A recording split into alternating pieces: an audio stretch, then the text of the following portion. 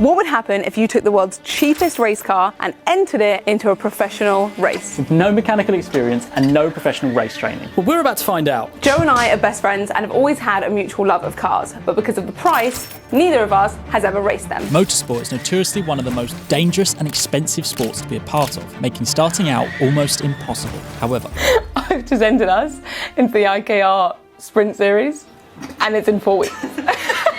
professional karting is generally the first step into the world of motorsport racing. To compete at this level safely requires years of training and the best equipment money can buy. But we have just 4 weeks, £250 and no idea what we're doing. So to actually achieve this will require endless searching, mechanical work way above our abilities, and of course, lots of race training. This is a 3-part story that begins with this video, where we need to find a seller, buy a car, fix the car, and actually drive it. So with 4 weeks to go, we started our journey where any good journey starts, Facebook Marketplace. Is that legal? Can we enter that? I don't know any of the answers to those questions. And the first hurdle we encountered was finding a kart with an engine that's eligible to race in our class. Oh, look at this one. No, it's going to be the wrong engine. Why? How do you know that? Because the engine costs £3,000. Why would he be selling the go-kart? It's not a spec of engine. There's one specific type of engine we have to have, and there's no other way around it. Really? We've got to go in a different class then, surely. So we lowered our standards and opened ourselves up to any pro karting championship, which gave us a lot more options. 80 quid for a Honda GX60. Okay. 65 quid for a Honda. Now we're cooking with gas. King. And pretty soon we found some great options well within our budget. What shall I offer him? So what he's doing it for one, I didn't even realise that we could haggle.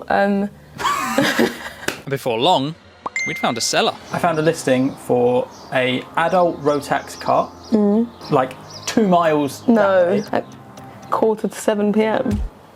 6:45 p.m. Right, you want to come and have a look straight away, do you? If that's possible, yeah. As you turn around to the right, you'll see a sign. I think it's green sign on the right. The green sign on the right, anyway. If you just keep driving up, you'll see a green sign. Cool, all right, see you in a sec. Thanks so much. Let's go. Isn't free will just mad? Yeah. Isn't it crazy you can just do this? Oh, there's the green sign. The kart we turned up to see was rusty and about 30 years old, but at £150, it has the potential to be the perfect project for us. And so this happened. We shook Kieran's hand and promised to return later with a van. How has that just happened? It's speechless. I'm genuinely speechless. That was 1 mile away from the garage. Like, what the hell? And to calm our nerves, we called my friend Neil, who just so happens to be a professional kart mechanic, who didn't seem to be as optimistic as us. There's a lot of stuff wrong with that. That's like a death trap. I wouldn't even use that. Like, honestly, it's so old. Like, look at the front. You can't race that. Right. So Neil informed us this kart wouldn't be eligible for any pro class. So, lost and confused, I phoned my karting friend Aaron. This is his reaction when we told him we had just £250. It's nothing. And above anything else, Aaron really wanted us to understand the risks of what we're taking on and the dangers of 2 novices actually taking part in a pro race. These people, like, they'll fucking, like, this is their life to them. People will be, like, proper serious, and it's like, they'll might get, not dangerous, but, you know, people will use you as a break. After that stark warning, he suggested we join as many karting Facebook groups as we can. 2 weeks went by and we had found nothing within budget until I got a comment on one of our Facebook posts. This guy called Ollie Cook messaged me and then he said, I've got a 1990 Wright TKM chassis and rolling format, just needs brake system and engine, which you can have. And then I said, when you say we can have, no. I said, completely free. No fucking way. No fucking way. I have no idea what this kart looks like.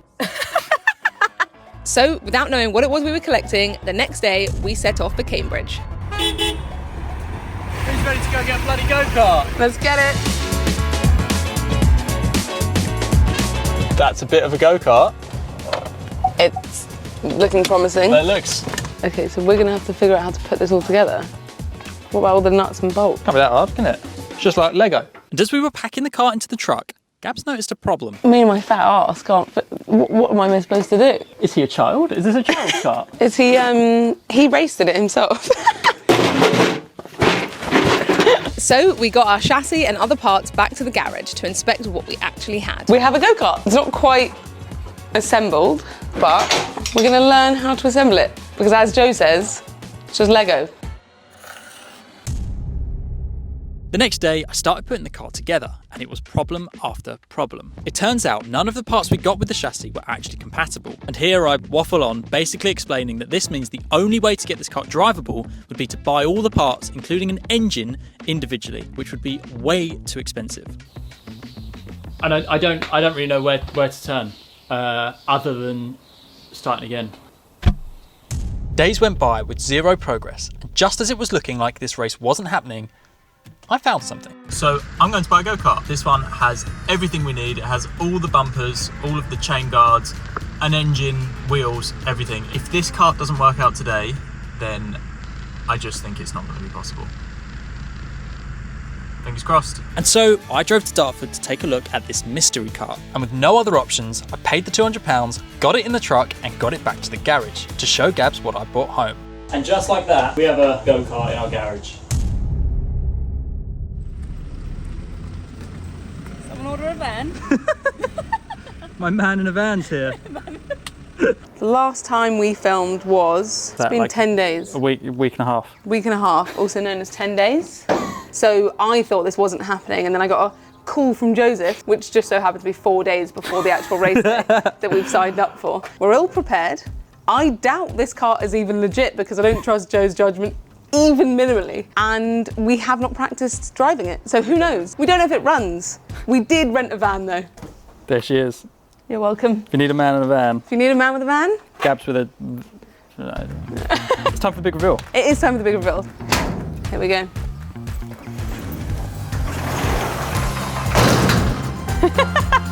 We're basically Lightning McQueen. That's the only reason I got it. This is a Honda engine. You're leaning on it like from a noughties Channel 5 TV show host. Oh, do you know what? I thought you were going to say like Vin Diesel leaning on his... No, like not like that V12. at all actually. Who's the guy that did Fat Families? We're here in Colchester. Yeah. To meet these fattest you've ever seen in your fat life. Anyone can turn up to this. We're going with zero experience and one of the weaker senior engines, but we're racing. Yeah. And the point is to do this as cheap as possible, and that's what we're giving to the people. My plan is give the engine some love because she's not very happy. Just one other question. Have you tried to fit in the seat? No. With just 3 days to go, this is what we've spent so far. So the go-kart itself cost £200 and then we spent £25 on bits. We got oil, spark plug, air filter and a carburettor. And today we've had to rent a car, which cost us £87, which means we are technically over budget, but the chassis that we got for free, we've put up for sale on eBay. So we could stay under budget. Is it immoral? Yes. I know how to do all the jobs today. Right. I don't. You don't? No. So shall I talk you through them? Yeah. That would be fun. So you do the jobs and I'll just stand behind the camera and I tell you love what to it. do. Under that thing are some orange gloves. Help yourself. Orange. Wow, you have the tiniest hands. That's hilarious. Why? They're so big on your tiny hands. Do you want to start by telling viewers how an engine works? Okay. And then I explained with incredible precision exactly how an engine works. And you'll just have to take my word for that. Should we start with the air filter? Let's do it. And so, with minimal knowledge of servicing go-karts, we got to work gradually uncovering even more issues with Joe's purchase. Take the cover off. This one? Yep. Pull. Should Yeah, I go just on. pull? Yeah, go on, give it some. Just pull it. Are you sure? Yeah, Or look. pull this? What are you doing? Pull the ting, cuz. This thing? Yeah. This bit? Yes. Oh, I don't think you're Proper. right. Oh. What does a black spark plug mean, Gabs? That the spark's gone from its soul. And look at me go! We combated many gender stereotypes with my brute force. And here I allowed Joe to have a go for fun and not because I was too weak. This is a messy job. You're a messy job. Well, that was just rude, wasn't it? How the f*** are you meant to take that off? With a ratchet. Do you want a bigger ratchet? God, You don't want to undo it all the way, you just want a little break. Ross, your shoulder went before that went. I don't know if you could hear that. Like, clunk on the shoulder. It's not really gushing out as much as I was hoping it would. That's what she said. We finished the service and gave her a proper clean before hearing her purr. I will give it some Gabs. Have I broken it? Don't tickle it.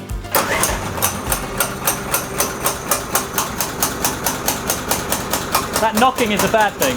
Oh. What does it mean? I don't know. We tried to troubleshoot the problem, and even after checking ChatGPT, couldn't find any solutions.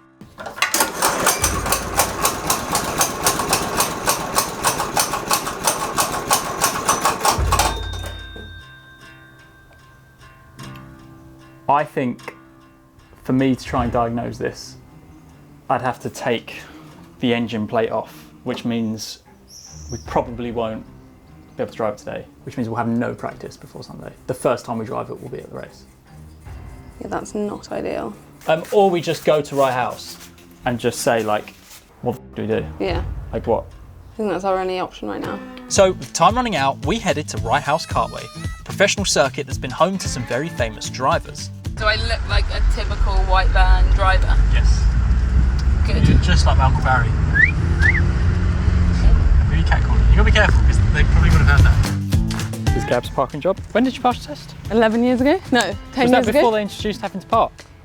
Car. Part of the test. We took the cart straight to the workshop and the lovely Rob said he'd take a look. Out of curiosity, Rob, Yeah, for everything you see in front of you, yeah. how much would you have thought we would have paid for this? 300, 400. That makes it feel better. You've got a key in the. You've got a key in there. A key in the slot in the crank. Are you asking me a question or telling Yes. me a fact? Oh, you are. I'm asking you a question. So you haven't got one in the brake either. Good. So that's probably not a positive thing. Good. So that's the most dangerous part that I Yep, would suggest. sure. That needs fixing. As it turns out, there were way more problems with the cart than we'd anticipated. And as mechanic Jack worked his magic, I thought of another problem. I don't even know if I fit in it. I don't know if you fit in it, but I feel like I'm going to have more of an issue than you. Like, am I going to fit in the seat? implying? That I have childbearing hips. Though the cart has quite a few more issues than we thought. I mean, I can't say I'm surprised, but I can say I'm disappointed because we only get access to the track till 4. It's now 10 to 4, and the cart is miles away from being ready. About an hour later, Jack returned, explaining that he'd fixed the throttle, brakes and axle issues, which were the main safety concerns. But due to the time crunch, hasn't yet got to the engine. But what you're saying is, right now, you believe this cart should run. I'm saying the brakes work and the throttle do. You're not taking. I don't know about the engine. With just 4 days remaining, we had no choice but to just give it a test in the hope that what Jack had done was enough to get us moving. I love that you put the full suit on for this.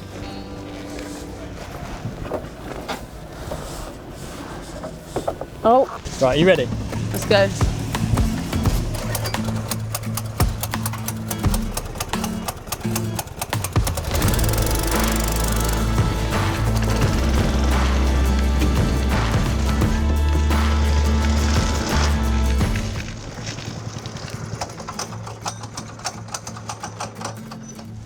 That's fine. Don't worry about that. And when I brake, then the engine cuts out.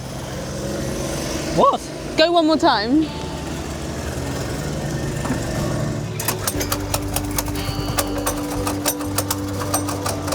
Sorry, go again.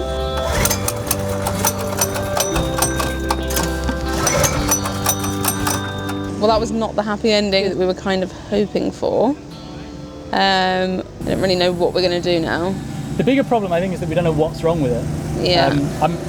There is a chance that this is all just a carburettor, and we put it on, and it fixes all our problems, and we're happy days. If that isn't the case, Joe rambled on about why he thinks it's not working, but the reality was simple. We couldn't get it started, which was a serious concern this close to race day, which means it has to stay with Jack for at least another day. in the next episode, we'll try to get it on a track and hold a qualifying race to see who's faster, me or Gabs.